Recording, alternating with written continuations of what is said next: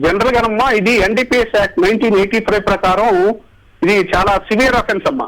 ఇది అందులో ఇతను హ్యాబిచువల్ అఫెండర్ కింద ఇది మూడోసారి అతను ఈ కేసులో అరెస్ట్ అవుతున్నాడు. అంటే 27A ఎన్డీపీఎస్ యాక్ట్ 1985 ప్రకారం ఇతనికి 10 ఏళ్ళు శిక్ష పడద్దమ్మా.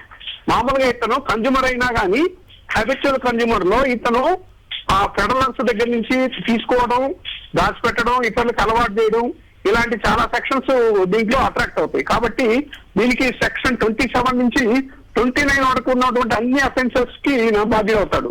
కాబట్టి దీంట్లోంచి అతను తప్పించుకోవడం అంత ఈజీ కాదు.